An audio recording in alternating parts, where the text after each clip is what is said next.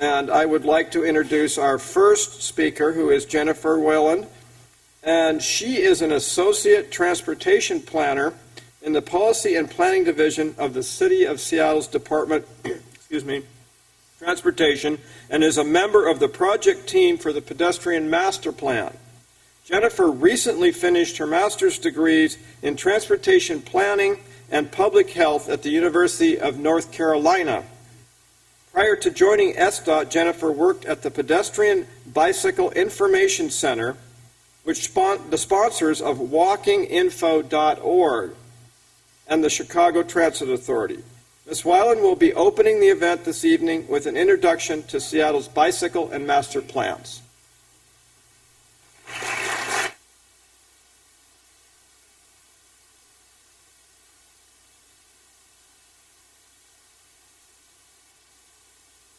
Put that back on. Oh, I guess we're going to put on the roving. Okay, so we'll leave it on. Thank you.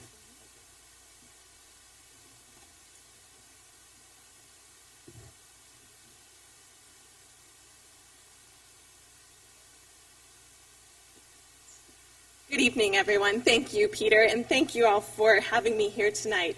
I'm pleased to be here to set the stage for this excellent panel by talking a bit about pedestrian and bicycle master planning in Seattle, as well as our complete streets policy.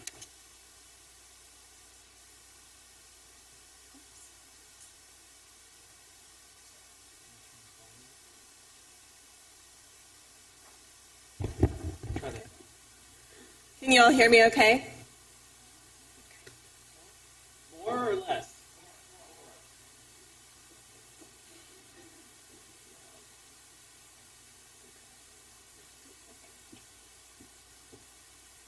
All right, so back to pedestrian bicycle planning and complete streets. National polls reflect that over 50% of Americans want to walk and bicycle more than they currently do.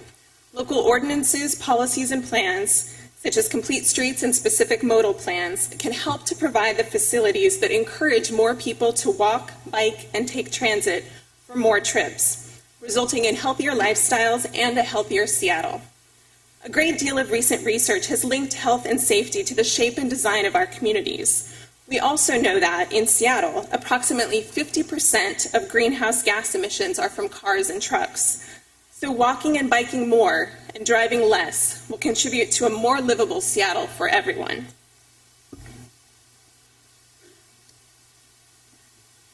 In April 2007, the Seattle City Council adopted an ordinance defining a complete streets policy. The principles and practices defined by this legislation further Seattle's livable city goals for compact, walkable, and bikeable neighborhoods that are well served by transit. Seattle's complete streets guiding principle is to design, operate, and maintain Seattle streets to promote safe and convenient access and travel for users of all modes: pedestrians, bicyclists, transit riders, people of all abilities, and the freight and motor vehicle drivers as well. Each street in the network has unique needs and site characteristics, so one size doesn't fit all with complete streets. However, some of the common elements that make up a complete street include walkways, so paths and sidewalks, striping and signage, bus bulbs, lighting, especially pedestrian scale lighting, street trees and landscaping, including natural drainage elements, signal priority for bus and bicycles, pedestrian crossing improvements, and wayfinding. In Seattle, we have some challenges to the implementation of complete streets, including the fact that only a small percentage of land is in the public right-of-way, and we also have a really narrow arterial roadway width. Additionally, Seattle is built, which means that there are very few opportunities to create new streets. However, we do have a number of exciting complete streets projects underway, and one of them is the plan for the Mercer and Valley corridor. These streets are a main connection through the South Lake Union neighborhood, and this slide shows the current design of the roadways. And here's what they'll look like in about 3 years. Mercer Street between Fairview Avenue and Dexter Avenue will change from 4 lanes one way to 3 lanes in each direction, with a median that provides safe pedestrian refuge and gives pedestrians adequate time to cross. Mercer will also have a parking buffer on both sides. Valley Street, which is parallel to Mercer to the north, will become a 2-lane street with parking and bicycle lanes connecting Fairview Avenue to the bike lanes on Dexter. In addition to mobility benefits for auto users, the project will provide greater accessibility and mobility for pedestrians and bicyclists. Two-way Mercer provides an important east-west connection, giving people access to the Seattle Center, and includes other positive benefits such as widened sidewalks, planting strips, landscaping, a parking buffer, new bike lanes, and new lighting. True modal choice is part of Seattle's transportation vision. Complete Streets gives us a mechanism to implement this vision, both in the design of new roadways as well as in the retrofit of existing facilities, such as that Mercer Valley project.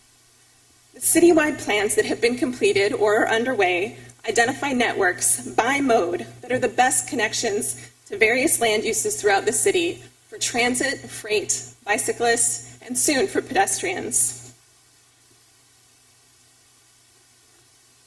So looking specifically at these modal plans, the Bicycle Master Plan was adopted in 2007, and the vision of the plan is to create an interconnected network of on- and off-road bicycling facilities.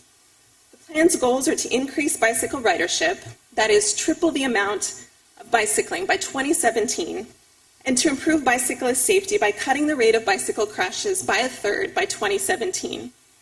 This is a plan for all users, serving all parts of Seattle and connecting the urban villages, eventually providing a bicycle facility within a quarter mile of 95% of Seattle residences.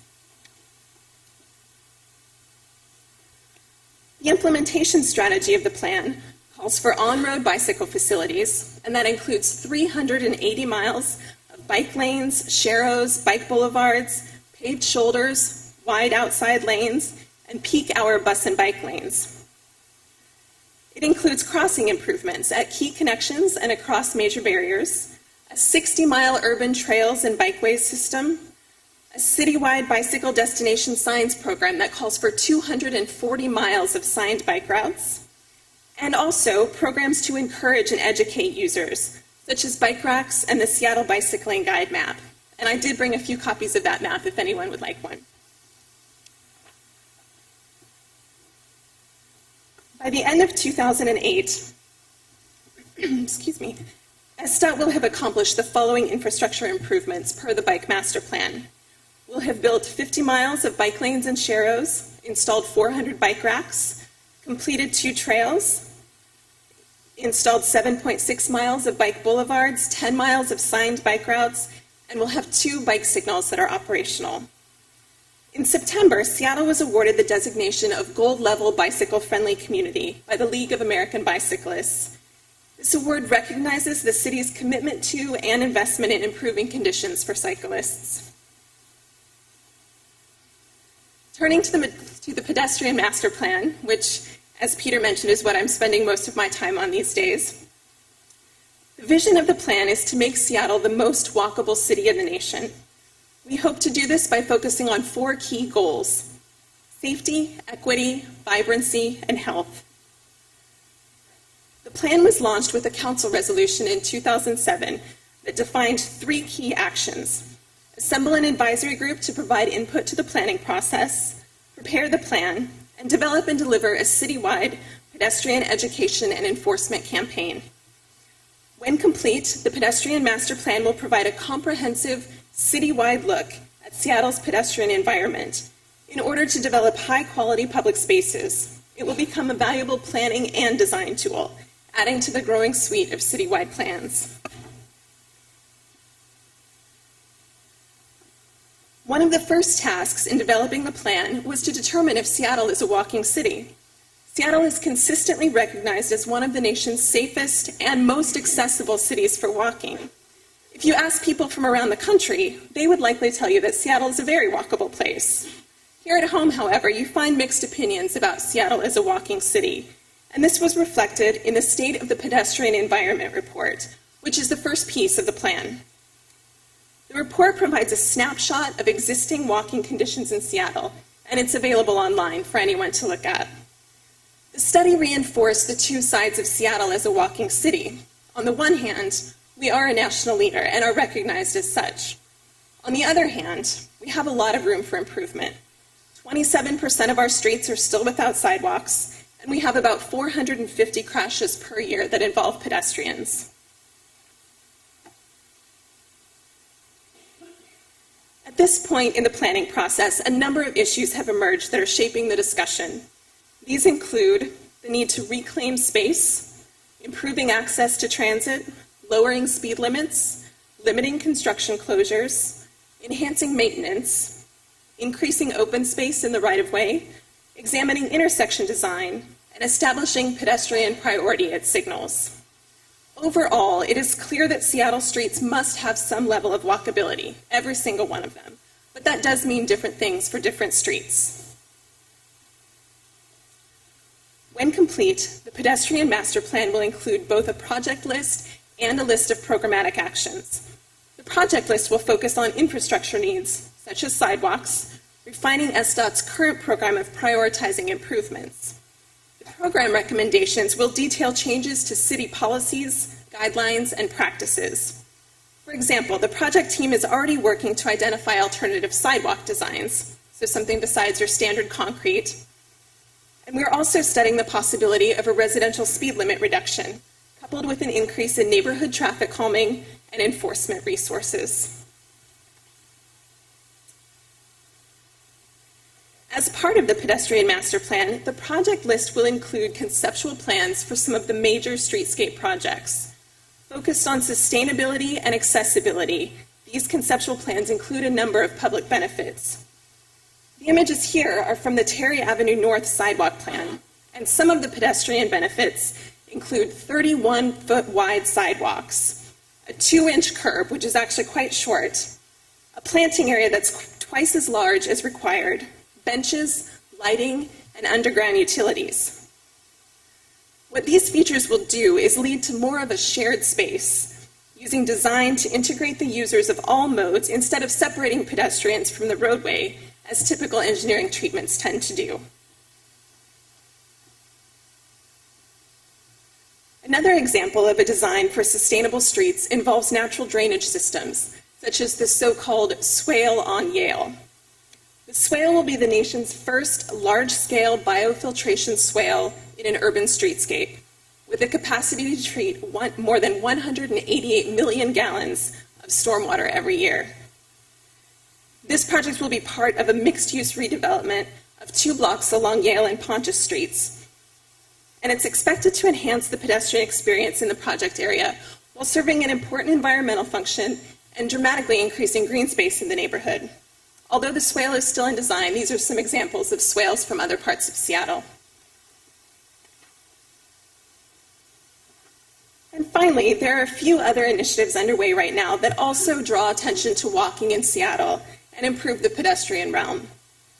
These include a recent change to the land use code to lower the threshold by which developers need to build sidewalks as part of new projects, and requiring new sidewalks in all urban village projects.